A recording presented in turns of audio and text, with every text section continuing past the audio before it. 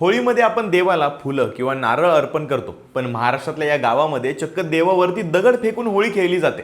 कोकणच्या सावंतवाडीतल्या कुणकेरी गावामध्ये दरवर्षी साजरा होतो एक असा हुडोत्सव, ज्यामध्ये गावची लोक 100 फूट उंच खांबावरती सपासप चढतात आणि उतरतात आणि लोक त्यांना दगडही मारतात. नक्की काय आहे ही परंपरा सांगतो.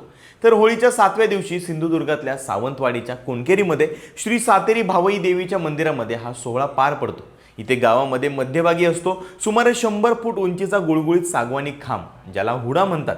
अंगात संचारलेले देवीचे अवतार कोणत्याही सुरक्षेचा वापर न करता अगदी सहजपणे या गगनचुंबी हुड्यावरती चढतात. हे बघायला इतकं चित्तथरारक असतं की अक्षरशः अंगावरती काटा येतो. बरं, अजब गोष्ट याच्या पुढे, हे अवतार जेव्हा हुड्यावरती चढत असतात तेव्हा खाली जमलेली हजारो लोक त्यांच्यावरती दगड मारत असतात. आता तुम्ही म्हणाल की असं का? तर इथली श्रद्धा अशी आहे की मारलेला दगड जर अवसाराला म्हणजेच देवाला लागला तर त्या व्यक्तीच्या सर्व मनोकामना पूर्ण होतात. आणि असं म्हटलं जातं की हजारो दगड हवेत असूनही ते तिथल्या एकाही भाविकाला लागत नाही किंवा देवाला इजाही पोहोचत नाही. ही फक्त भावई देवीची कृपा आहे असं मानलं जातं. या खेळासोबतच वाघाची शिकार, घोडेमोडणी यांच्यासारखे एक पारंपरिक खेळही इथं रंगतात. या उत्सवाला फक्त सिंधुदुर्गच नाही तर गोवा आणि कर्नाटकातून लोक येतात.